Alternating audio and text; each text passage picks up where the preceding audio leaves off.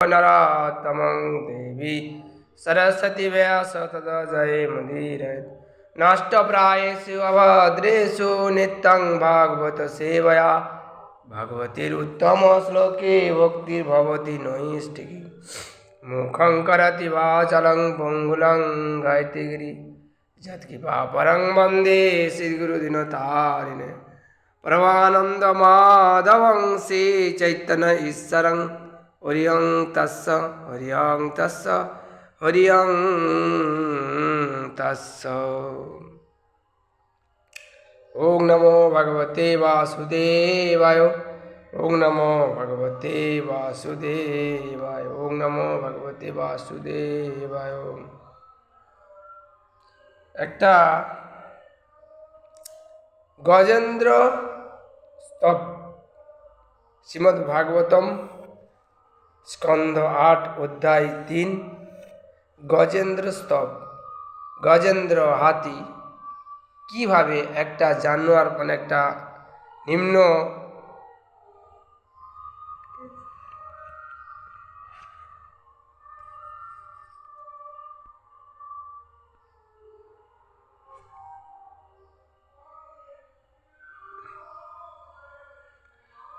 নিম্ন জনিতে হওয়া সত্ত্বেও কিভাবে সে ভগবানের স্তুতি করেছিল এবং এবং ভগবত ধামে গিয়েছিল ভগবানের প্রার্থনার মাধ্যমে। এখানে কি বলছেন? শ্লোক সংখ্যা 30। শ্রী শুকোবাচ एवं गजेन्द्रम उपवर्णित निर्विशेषम ब्रह्मा आदय विविध लिंग भेदा अभिमाना न एतो जदा उपसश्रूप्य निखिल आत्मकत्तयात् तत्र अखिल अमरमय हरि आविशयात्। शिशुकोवाच एवं गजेन्द्रम उपनीत निर्विशेषम ब्रह्म आद विविध लिंग भेदा अभिमान एते यथा उपसश्रूप्य निखिल आत्मकत्तयात् तत्र अखिल अमरमय हरि आविरासित। অনুবাদ। সুখদেব গোস্বামী বললেন, গজেন্দ্র যখন কোনো বিশেষ ব্যক্তির বর্ণনা না করে পরমেশ্বরকে এইভাবে সম্বোধন করেছিল তখন সে ব্রহ্মা, শিব, ইন্দ্র, চন্দ্র আদি দেবতাদের আহ্বান করেনি। তাই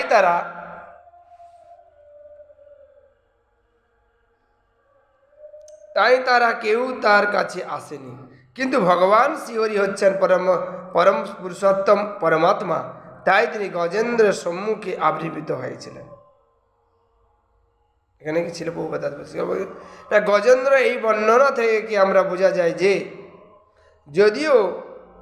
যদিও জানত না পরম ঈশ্বর কে, তবুও সে পরমেশ্বরের উদ্দেশ্যে যে প্রার্থনা নিবেদন করেছিল, সে বিচার করেছিল যে একজন পরম পুরুষ রয়েছেন, পরম ঈশ্বর রয়েছেন, তিনি সকলের ঊর্ধ্বে। তখন ভগবানের বিভিন্ন বিস্তার ব্রহ্মা, শিব, চন্দ্র, ইন্দ্র আদি দেবতারা মনে করেছিলেন যে গজেন্দ্র আমাদের সাহায্য প্রার্থনা করছেন না, সে আমাদের সকলের ঊর্ধ্বে যে পরমেশ্বর ভগবান রয়েছেন তার প্রার্থনা বা তার সাহায্য প্রার্থনা করছেন। গজেন্দ্র বর্ণনা করেছেন যে দেবতা, মানুষ, পশু ইত্যাদি ভগবানের অংশ রয়েছে, তারা সকলেই বিভিন্ন রূপে আচ্ছাদিত।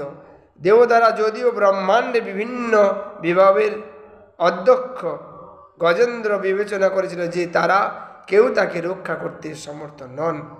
হরিং বীণা নৈব স্মৃতি অবতরন্তি। জন্ম, মৃত্যু, জরা ও ব্যাধির বিপদ থেকে ভগবান শ্রীহরি ব্যতীত অন্য কেউ রক্ষা করতে পারে না। তাহলে এখানে কি বলছেন যে ভগবান শ্রীহরি ছাড়া আমাকে কেউ রক্ষা করতে পারবেন না। গজেন্দ্র একটা নিম্ন শ্রেণীর পশু হয়েও তার যে এই মনের মধ্যে এই যে ভাব এসছে, কেন না সে একজন নিম্ন জাতি হলেও সে জানে ব্রহ্মা, শিব, চন্দ্র, ইন্দ্র, বরুণ কেউ আমাকে এই বিপদ থেকে রক্ষা করতে পারবে না। সে একমাত্র জানে পরমেশ্বর ভগবান শ্রী গজেন্দ্র নন্দন শ্রীহরি, সেই ছাড়া কেউ রক্ষা করতে পারবে না। সেই জন্য গজেন্দ্র এদেরকে মানে ব্রহ্মা, শিব, চন্দ্র, বরুণকে না ডেকে কাকে ডাকলেন? স্বয়ং পরমেশ্বর ভগবানকে ডাকলেন। দেবতারা যদিও ব্রহ্মাণ্ডের বিভিন্ন বিভাগের অধ্যক্ষ, গজেন্দ্র বিবেচনা করেছিল যে তারা কেউ তাকে রক্ষা করতে সমর্থ হন না। হরিং বিনা নৈব মূর্তিং তরন্তি, জন্ম, মৃত্যু, জরা ও ব্যাধির বিপদ থেকে ভগবান শ্রীহরি ব্যতীত অন্য কেউ রক্ষা করতে পারবেন না। তাই বুদ্ধিমান মানুষ এই ভয়ঙ্কর পরিস্থিতি থেকে উদ্ধার লাভের জন্য ভগবানের শরণাগত হন, কোনো দেবতার শরণাগত হন না। ভগবদ্গীতায় প্রতিপন্ন করা হয়েছে, 7ম অধ্যায় 20 নম্বর শ্লোকে বলা হয়েছে, কামহস্ত হিত জ্ঞানম প্রবদন্তে নরা অন্য দেবতা, না কামের দ্বারা যাদের জ্ঞান অপহিত হয়েছে তারাই অনিত্য জড়জাগতিক লাভের জন্য বিভিন্ন দেবদেবীর শরণাগত হয়। বলছি যেসব কামিক ব্যক্তি স্ত্রী ধন চায়, টাকা চায়, পয়সা চায়, ধনং দেহি ভার্যা দেহি পুত্রং দেহি, তারা অন্যান্য দেবদেবী দুর্গা, শিব এর আরাধনা করে। আগে বলছে কিন্তু এই সমস্ত দেবদেবীরা সংসার সমুদ্র থেকে জীবকে উদ্ধার করতে পারে না। এইসব দেবদেবীরা আপনার টাকা দরকার টাকা দিয়ে দেবে, পয়সা দরকার পয়সা দিয়ে দেবে, ভালো স্ত্রী দরকার দিয়ে দেবে, ভালো গাড়ি দরকার দিয়ে দেবে, সব কিছু ধন সম্পদ সব দিয়ে দেবে, কিন্তু এই জগৎ থেকে এই ভবসমুদ্র যে আমাদের ভবরোগ লেগেছে এখান থেকে মুক্ত একমাত্র ভগবান ছাড়া কেউ পারবে না। আর এই সংসার সমুদ্র থেকে জীবকে উদ্ধার করতে পারে না। অন্যান্য জীবের মতো দেবতারাও ভগবানের চিন্ময় শরীরে বাহিক অঙ্গ মাত্র। অন্যান্য জীবদের মতো দেবতারাও ভগবানের চিন্ময় শরীরে বাহিক অঙ্গ মাত্র। বৈদিক শাস্ত্রে এখানে বলা হচ্ছে কি না, বৈদিক মন্ত্রে উল্লেখ করা হয়েছে যে স আত্মা অঙ্গানাং দেবতা, দেহের ভিতরে আত্মা রয়েছে, কিন্তু হাত পা আদি দেহের অঙ্গগুলি দেহের বাহিক অঙ্গ। তেমনি সমগ্র বিশ্বের আত্মা হচ্ছে নারায়ণ শ্রী বিষ্ণু। আমাদেরকে কি করতে হবে? নারায়ণ শ্রী বিষ্ণুর আরাধনা করতে হবে। সমস্ত বিশ্বের আত্মা, এই সমস্ত বিশ্বের যত জীব আছে বা যত আত্মা আছে উনি হচ্ছেন নারায়ণ শ্রী বিষ্ণু। এবং সমস্ত দেবতা, মানুষ এবং অন্যান্য জীবেরা তারা তার শরীরের অঙ্গ প্রত্যঙ্গ। যত দেবতা আছে, মানুষ আছে, অন্যান্য জীবেরা সবাই হচ্ছে তার শরীরের অঙ্গ প্রত্যঙ্গ।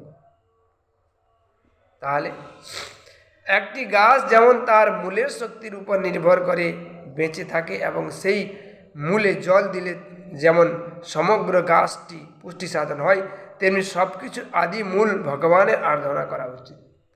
তাহলে এখানে দেখুন গজেন্দ্র জানেন যে সত্যিকারে যদি আমি পরমেশ্বর ভগবানকে আমি আরাধনা করি বা পরমেশ্বর ভগবানকে আমি আহ্বান করি, এই বিপদ থেকে একমাত্র উনিই পারবেন রক্ষা করতে, আর কেউ পারবে না। কেন? উনি জানেন না আর সব থেকে ভিত্ত, আর সব এখানে তো বলেছে সবাই ভিত্ত, অঙ্গ প্রত্যঙ্গ ভিত্ত, দাস। তো দাস কি করে পারবে?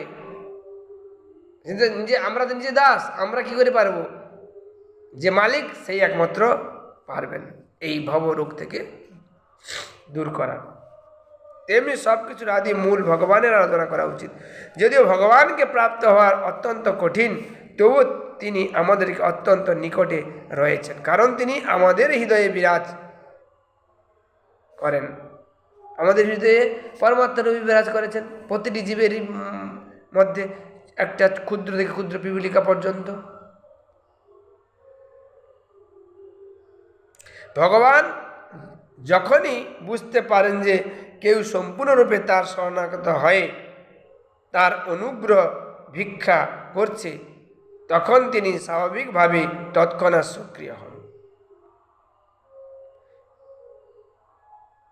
কেউ সম্পূর্ণরূপে তার শরণাগত হয়ে তার অনুগ্রহ ভিক্ষা করছে, এখানে বলছেন যে সম্পূর্ণ মানে পূর্ণ সারেন্ডার হতে হবে ভগবানকে। দেখুন, দ্রৌপদী যখন ওনার বস্ত্রহরণ হলো তখন ভগবানকে আহ্বান করেছিল। আহ্বান করার কিন্তু ভগবান প্রথমে মানে ওনাকে বস্ত্র দান করেনি, পরে যখন দুহাত তুলে ভগবানকে পূর্ণ সিলিন্ডার হলেন তখন ভগবান বস্ত্র দিতেই থাকে, লাভ কোটি কোটি কোটি কোটি বস্ত্র দিতে থাকলেন। সেইটা আমাদেরকে তেমনি পূর্ণ সিলিন্ডার হতে হবে। পূর্ণ সিলিন্ডার হলে গিয়ে আমরা ভগবানকে প্রাপ্তি হতে পারবো। কেন? আমার মধ্যে এই গুণ নেই, আমরা জড়জাগতিক আসক্তির মধ্যে আমি ভরে আছি, সেই জন্য পূর্ণভাবে আমরা ভগবানকে সিলিন্ডার হতে পারছি না। কেন? কারণ আমি এত মায়ার দ্বারা জর্জরিত, কাম ক্রোধ মায়ার দ্বারা আমি আসক্তি, সেই জন্য আমি ভগবানকে পূর্ণরূপে সিলিন্ডার হতে পারছি না। কারণ না, ভগবান অন্তর্যামী, সব কিছু জানেন, তবুও আমি সব কিছু জানেন, তবুও আমি এই আসক্তির ফলে আমি ভগবানকে এড়িয়ে থাকি। কেন? এখানে বলেছেন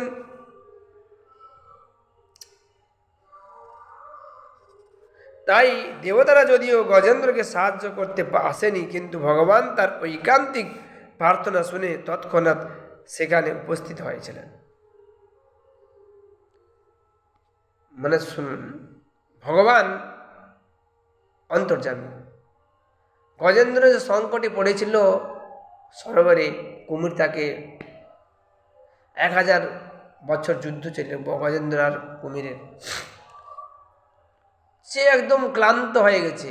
1000 বছর যদি কেউ জলে যুদ্ধ করা হয়, জলের মধ্যে কেউ কি করে পারবে?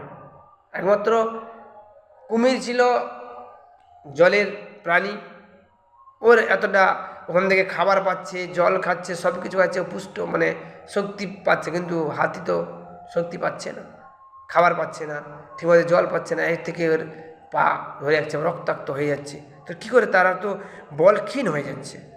কিন্তু ভগবান তার ঐকান্তিক প্রার্থনা শুনে তৎক্ষণাৎ তাকে সেখানে উপস্থিত হয়েছিলেন। তার অর্থ এই নয় যে দেবতারা গজেন্দ্রের প্রতি রুদ্ধ হয়েছিলেন। এর প্রার্থনা মানে আমরা বলছি যে দেবতারা কে কোনো ক্রুদ্ধ হননি, যে দেবতারা তাকে ডাকেনি। দেবতারাও চাইছিল যে আমাদেরকে ডাক, কিন্তু না, উনি ডাকেনি। কেন? জানেন যে পরমেশ্বর ভগবান ছাড়া আমাকে কেউ উদ্ধার করতে পারবে না।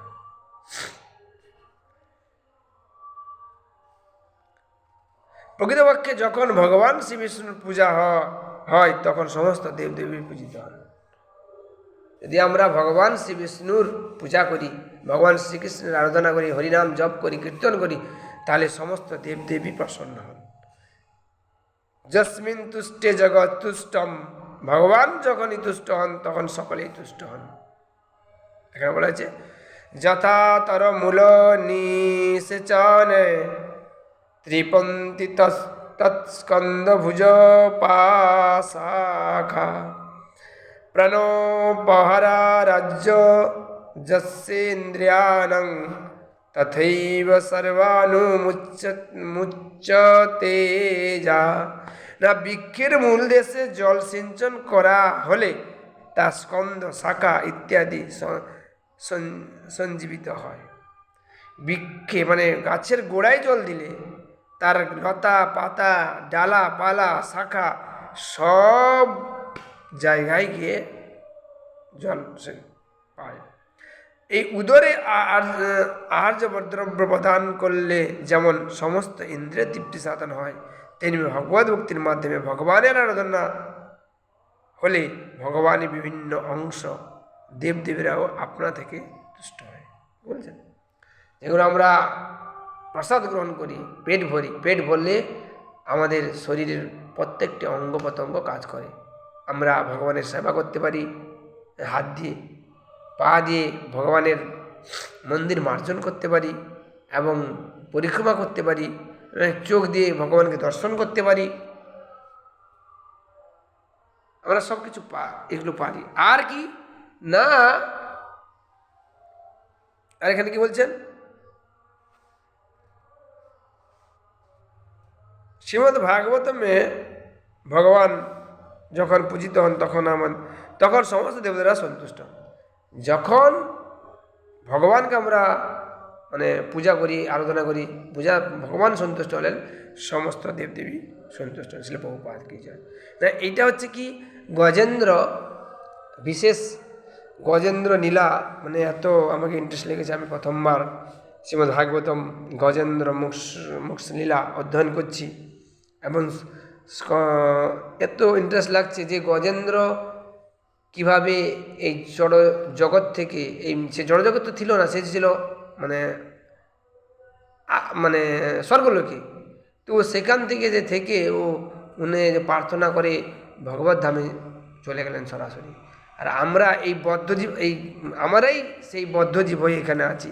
কেন না, গজেন্দ্র ছিল পূর্বজন্মে একজন রাজা ছিল, হ্যাঁ, এবং সে ভগবানের আরাধনা করত সবসময়। জানে তার সেই পূর্বের জন্মের কথাটা স্মৃতি হয়েছে। সেই জন্য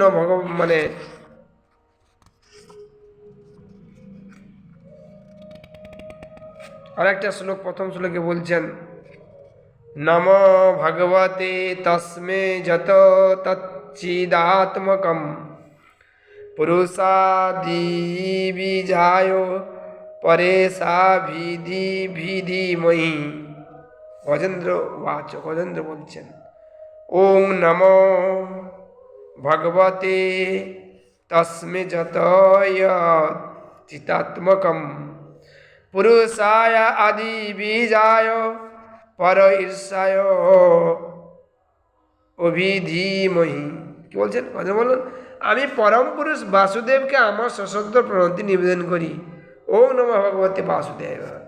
তারই কারণে আত্মার উপস্থিতি ফলে এই জড় শরীর কর্ম করে এবং তাই তিনি সকলের মূল কারণ।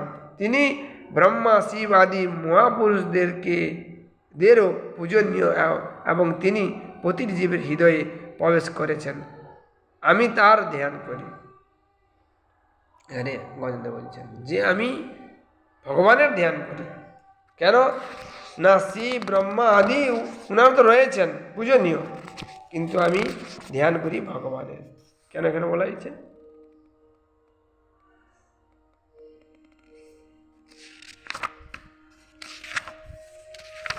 এত সুন্দর লাগছে গজেন্দ্র মোক্ষ লীলা, এত সুন্দরভাবে আমাদেরকে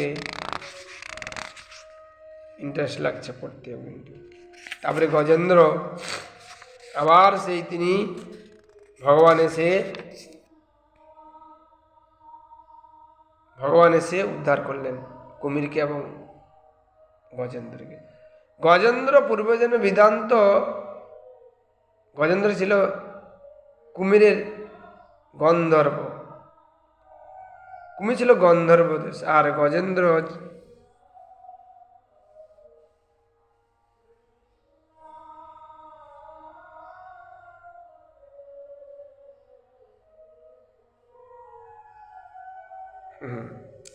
এখানে যে হচ্ছে বলছেন, গন্ধর্বলোকে হু নামক রাজা ছিলেন। এক সময় হু তার স্ত্রীগণ সরোবরে জল ক্রীড়া করতে গেছিল। জল ক্রীড়া করার সময়